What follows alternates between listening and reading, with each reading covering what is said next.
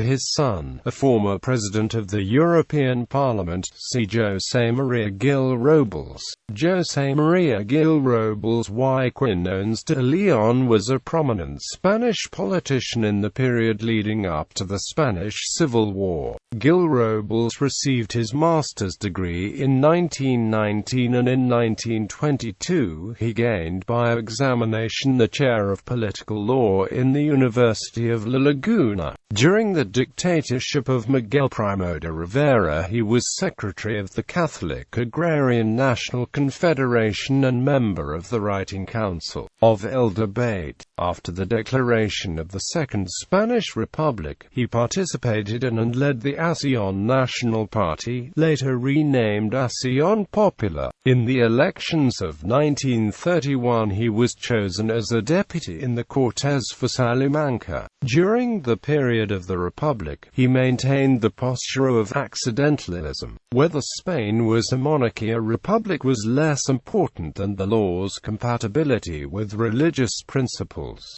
Gil-Robles formed the Spanish Confederation of the Autonomous Right, which won the elections of November 1933. To avoid conflicts with leftist parties, President Nicetool Zamora invested Alejandro Lerroux, leader of the Radicals, as prime minister instead of Gil-Robles, the head of the largest party in the Cortes. The appointment of 3 CEDA ministers to the cabinet in 1934 triggered the leftist miners' strike that rose against the government of the Republic. Gil-Robles served as Minister of War under Lerroux from May to December 1935. In the decisive elections of February 1936, the CEDA was the largest part of the National Front coalition, which also included Alfonsine monarchists and Carlists. He campaigned for a majority under the slogan Todo el poder para el jefe, and while he himself was re-elected to the Cortes, the National Front narrowly lost the elections.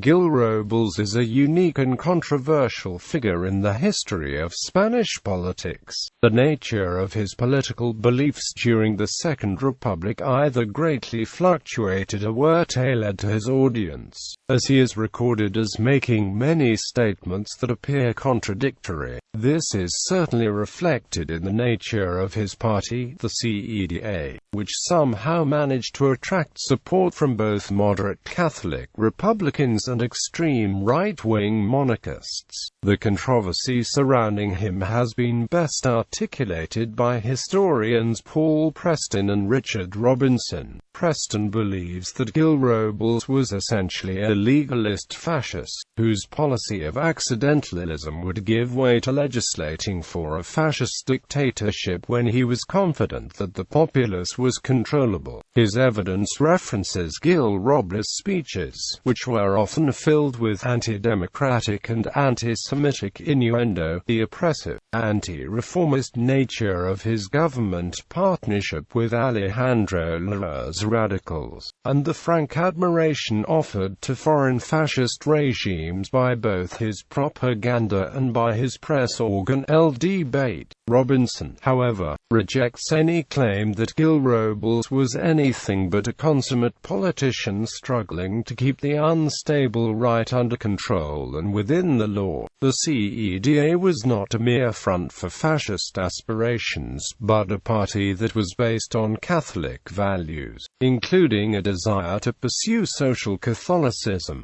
Gil-Robles himself certainly expressed pro-Republican views. In an interview with the American journalist Mallory Brown, he said, "I am the only friend of the Republic," and is recorded as declaring that a new dictatorship would produce, after a period of tranquility, social revolution.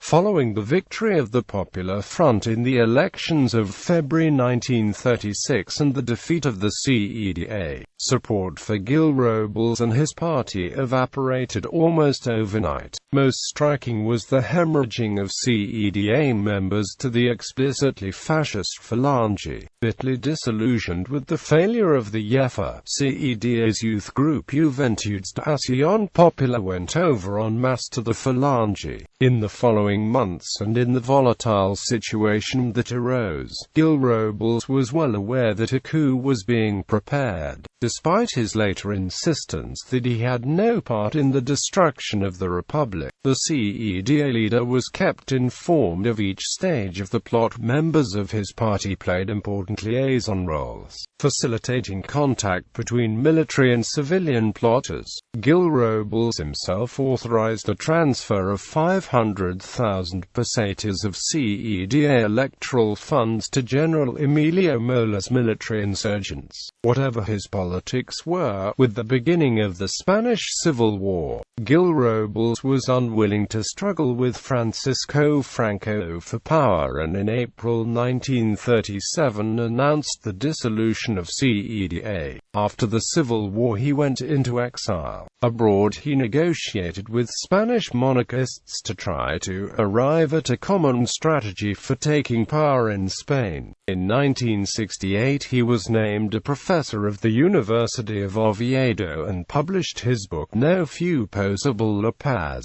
He was a member of the International Tribunal at The Hague. After the death of Franco and the end of his regime, Gil-Robles became one of the leaders of the Spanish Christian Democracy Party, which however got no support in the first post-Franco elections in 1977.